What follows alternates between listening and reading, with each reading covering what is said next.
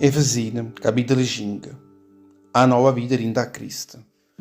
Proprio perché siete figli di Dio, che essa va bene assai, cercate di essere come essa, campate rinda all'amore, pigliando l'esempio a Cristo, che ci ha voluto bene.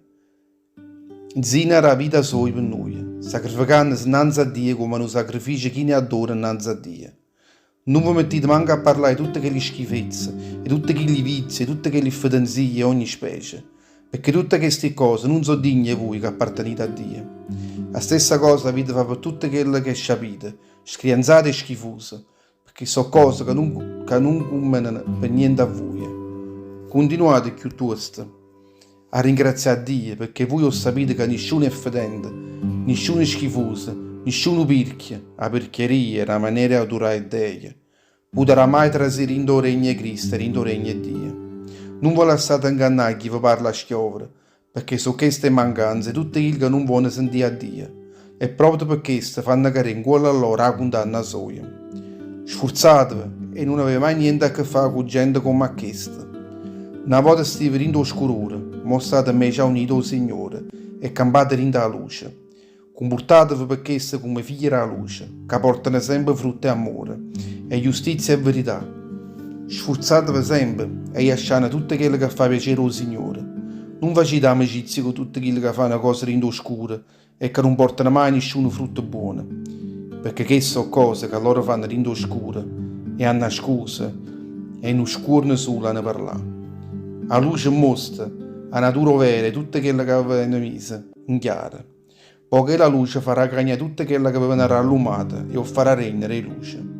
Perché sta scritto: scite tu carurma, a iz da rinde morte, e Cristo ti farà regnere, e tutta la luce soia.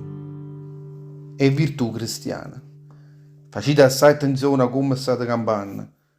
Non vi comportate più come tutte le persone insensate, comportatevi invece come persone che tengono a capo un coppo cuore.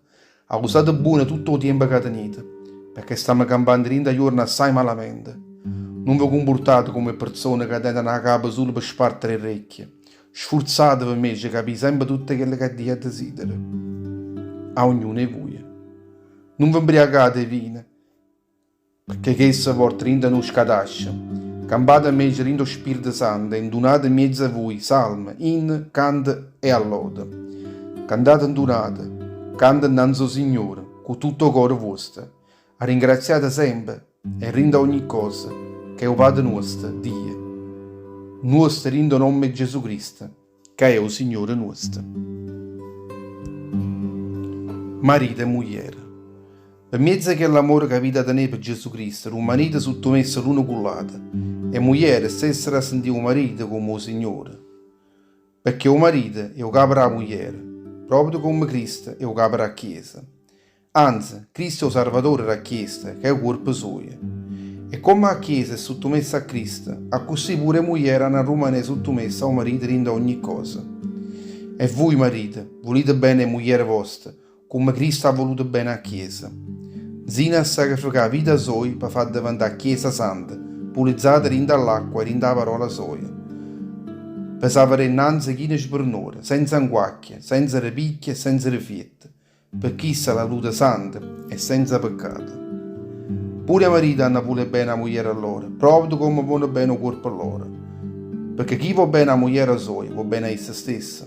Ma nessuno ha odiato il corpo suo, anzi, ognuno rammagna e il cuore buono.